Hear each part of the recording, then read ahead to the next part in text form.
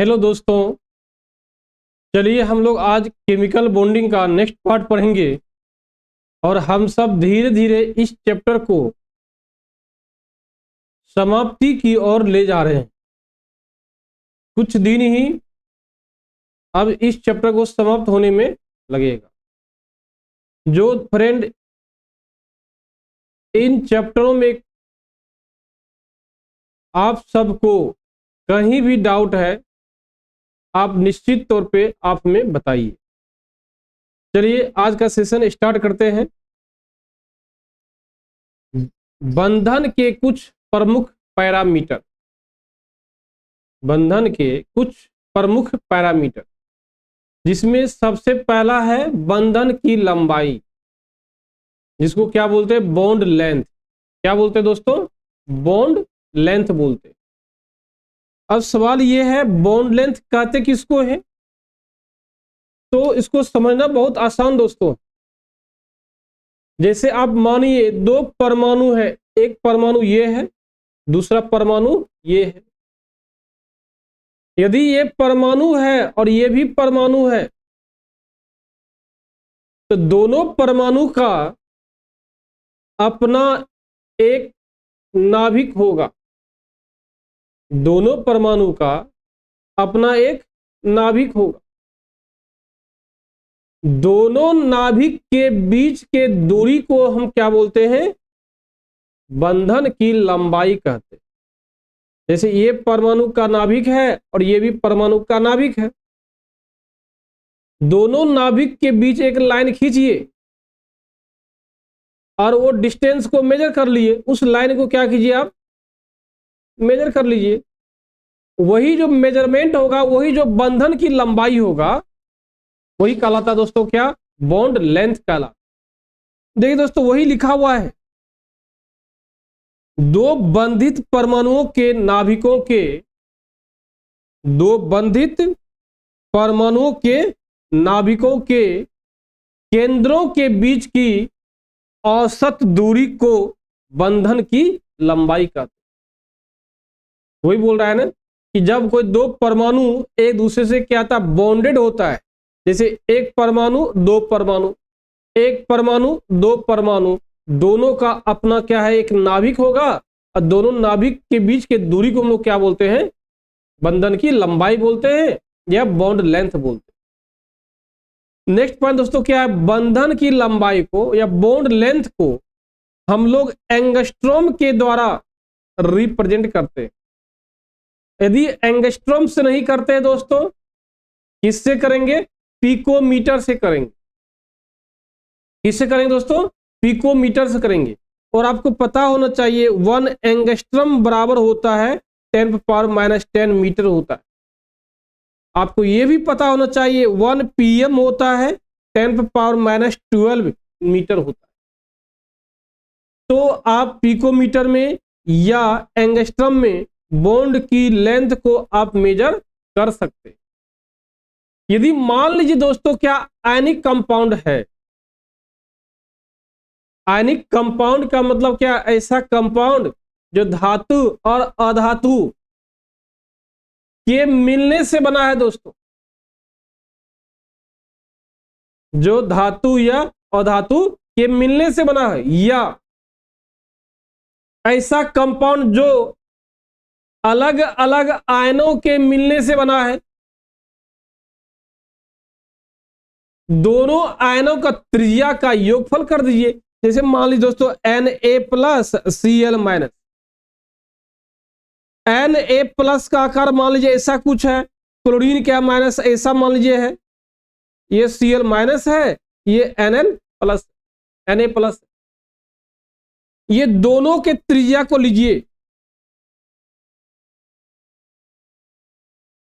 दोनों के त्रिज्या को दोस्तों लीजिए आप। ये मानते हैं R, ये मानते हैं R1, ये मानते हैं R2। तो ये R1 निकला है Na+ के द्वारा, R2 जिसको रेडियस बोलते हैं ये निकला है Cl- के द्वारा। तो अब क्या करेंगे? दोनों के रेडियस को ऐड कर दीजिए। तो ऐड मींस क्या? RNA प्लस और RCl माइनस, यही कहलाता है दोस्तों क्या, रेडियस का योगफल कहलाएगा। ये क्या, रेडियस का योगफल कहलाएगा। और यही रेडियस का योगफल क्या कहलाता है, बॉन्ड लेंथ कहलाता है। क्या कहलाता है दोस्तों, बॉन्ड लेंथ कहलाता है। तो इसको आप अच्छे से लिख लीजिएगा, मैं इसको यहां लिख देता हूं, देखिए RNA प्लस और प्लस RCl माइनस, यही कहलाता है क्या, रेडियस का योग फल कहलाता है। और जब दो जोड़ने के बाद जो संख्या प्राप्त होता है दोस्तों, RNA प्लस और RCl माइनस, जो योगफल प्राप्त होता है, यही दो योगफल क्या कहलाता है, बॉन्ड लेंथ कहलाता है। क्या कहलाता है दोस्त, बॉन्ड लेंथ कहलाता है। देख, जो चीज यहां लिखा हुआ वहां मैं लिख दिया हूं, तो इसको उतार लीजिएगा अच्छे से कॉपी में। तो बॉन्ड लेंथ क्या हुआ, यदि आयनिक कंपाउंड है तो उसमें केटायन और एनायन दोनों होगा। यदि केटायन और एनायन दोनों है तो दोनों का रेडियस निकाल लीजिए। और जब दोनों का रेडियस निकाल लीजिएगा, दोनों क्या कीजिए, ऐड कर दीजिए, वही कहलाता है बॉन्ड लेंथ। क्या कहलाता है दोस्तों, बॉन्ड लेंथ कहलाता है। देखिए लिखा हुआ है सह, ये तो आयनिक यौगिक का था दोस्तों।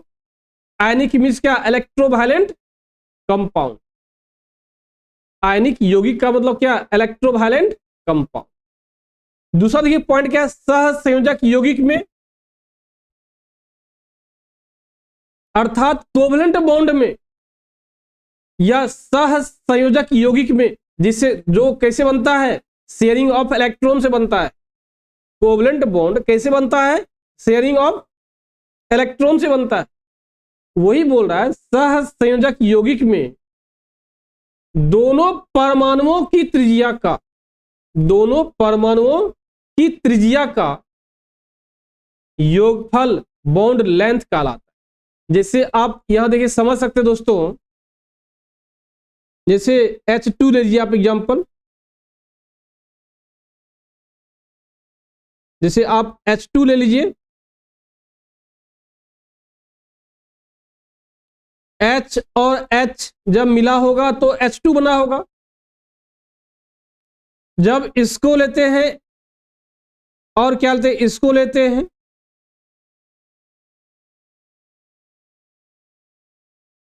यहां से यहां क्या हो गया दोस्तों, इसका रेडियस हो गया, इसको मानते हैं A, इसको मानते हैं B, RA, और यहां से क्या मानते हैं, RB। टोटल रेडियस निकाल सकते हैं दोस्तों, टोटल रेडियस हो जाएगा RA प्लस RB। जब RA प्लस RB निकल गया, और इसी RA प्लस RB को बोलते हैं बॉन्ड लेंथ कहते हैं। इसी RA प्लस RB को क्या बोलते हैं दोस्तों, बॉन्ड लेंथ कहते हैं। ये किसके लिए है, ये जो है कोवलेंट कंपाउंड के लिए, या ये कोवलेंट बॉन्ड के लिए, सहसंयोजक यौगिक के लिए। तो ये देखिए क्या है, सहसंयोजक यौगिक है, वो अलग बात है, ये अणु का अणु है, यो क्या है, तत्व का अणु है, वो अलग बात है। लेकिन कोवलेंट बॉन्ड से बना हुआ एक कंपाउंड है, कोवलेंट बॉन्ड से बना हुआ ये क्या है, मॉलिक्यूल्स है, ये क्या है, अणु है। और ये अणु कैसे बना है दोस्तों, कोवलेंट बॉन्ड से बना है। अब कोवलेंट बॉन्ड से बने हुए मॉलिक्यूल्स को तो क्या कहते हैं, कोवलेंट बॉन्ड से बने हुए मॉलिक्यूल्स को क्या कहते हैं, कोवलेंट मॉलिक्यूल्स कहते हैं। उसके लिए दोनों का रेडियस को क्या करेंगे, ऐड कर देंगे, और ऐड करने के बाद जो संख्या प्राप्त होगा वही संख्या कहलाएगा बॉन्ड लेंथ कहलाएगा। दोस्तों इसको अपने कॉपी में इसको उतार लीजिएगा, अच्छे से काम आएगा भविष्य में।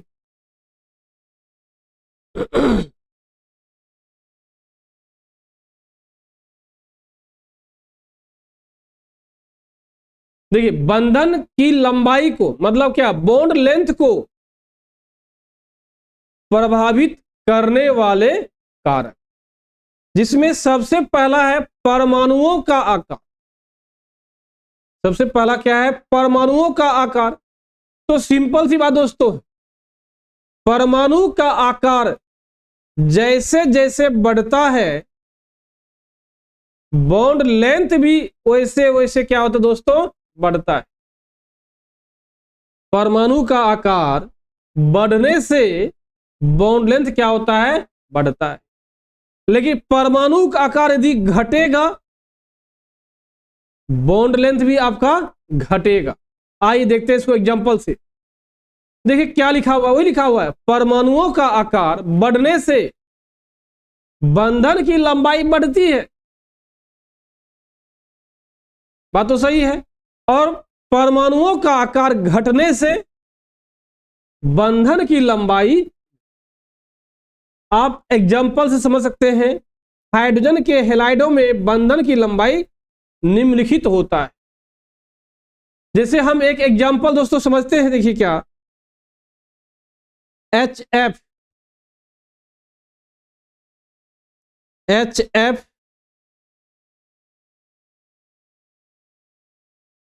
HCl, HBr, HI। यहां देखिए H, यहां आकार, हाइड्रोजन का आकार क्या सेम है, हाइड्रोजन यहां पे ऐसा होगा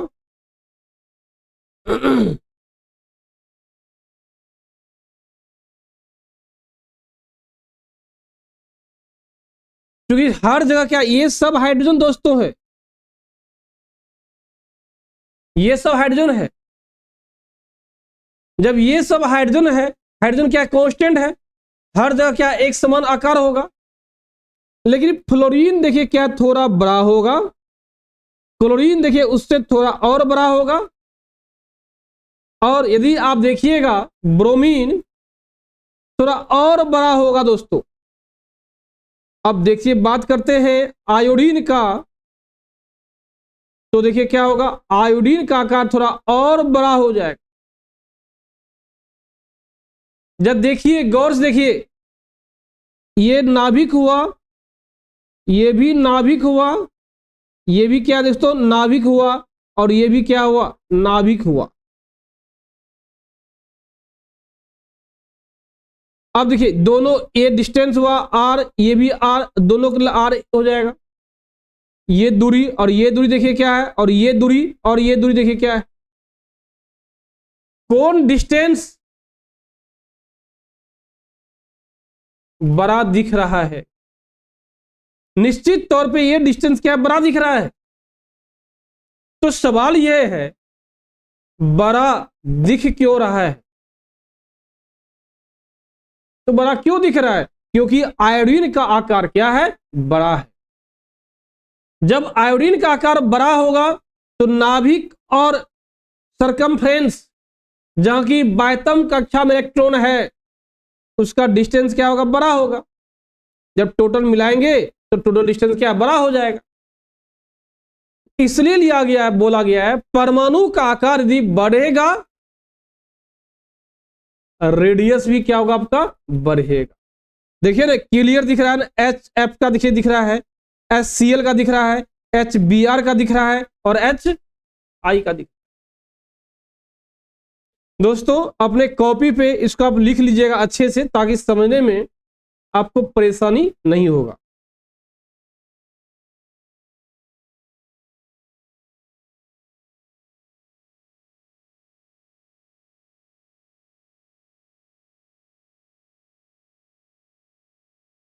देखिए वही दिया हुआ है, HF का आकार सबसे छोटा है, HCl का आकार उससे बड़ा है, HBr का आकार HCl से बड़ा है, HI का आकार HBr से भी बड़ा है।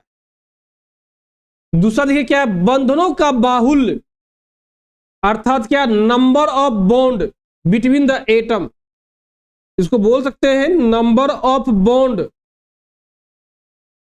Between the atom.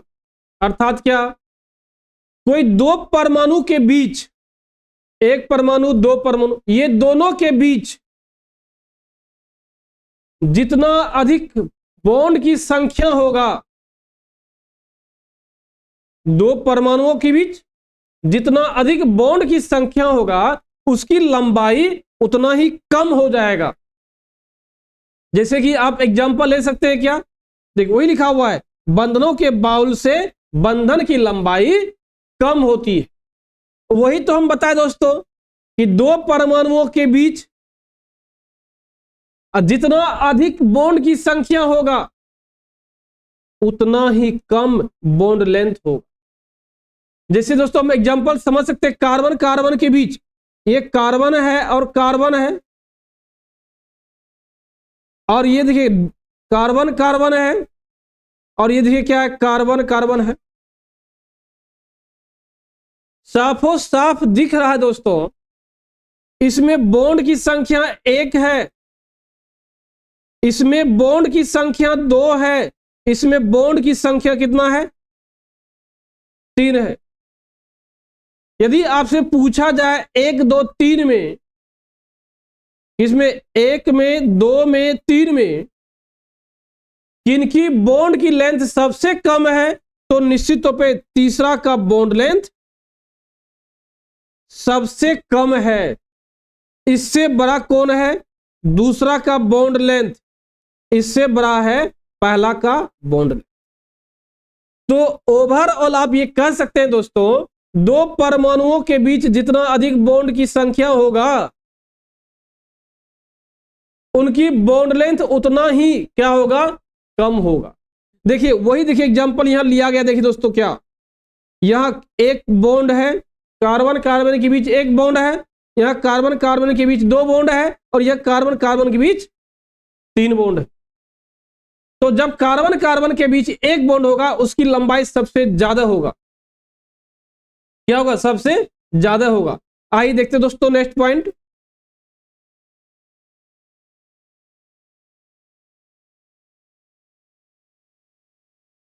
प्रकरण की प्रकृति, मतलब क्या, इसको आप पढ़े थे क्या, हाइब्रिडाइजेशन, नेचर ऑफ हाइब्रिडाइजेशन, मतलब बॉन्ड की लंबाई जो है नेचर ऑफ हाइब्रिडाइजेशन पर भी निर्भर करती है, यह प्रसंकरण की प्रकृति पर भी निर्भर करता है। वही लिखा है, बॉन्ड की लंबाई प्रसंकरण की प्रकृति पर निर्भर करता है। जिसमें हम लोग क्या पढ़े थे, एक पढ़े थे sp3, एक पढ़े थे sp2, एक पढ़े थे sp। जब कार्बन का हाइब्रिडाइजेशन या किसी भी परमाणु का हाइब्रिडाइजेशन sp3 होगा दोस्तों, जब किसी परमाणु का हाइब्रिडाइजेशन sp3 होगा दोस्तों, उसकी बॉन्ड की लंबाई सबसे ज्यादा होगा। यदि किसी भी परमाणु का हाइब्रिडाइजेशन sp होगा उसकी बॉन्ड की लंबाई कम हो जाएगा, किससे, sp3 से, sp2 से। वही देखिए यहां लिखा हुआ है, कार्बन का एग्जांपल लिया है, कार्बन परमाणु का एग्जांपल लिया है, कार्बन का एक बार निकाला गया कितना हाइब्रिडाइजेशन, sp3, दोबारा sp2, दोबारा sp, और जिन कार्बन का हाइब्रिडाइजेशन sp3 होगा उसका बॉन्ड लेंथ हमेशा क्या होगा, बराबर। दोस्तों आज अपने सेशन को यहीं पर समाप्त करते हैं। थोड़ा सा आज कम पढ़ा है, कुछ परेशानी है, हम लोग नेक्स्ट क्लास में इसको और आगे देखेंगे। तब तक के लिए जय हिंद।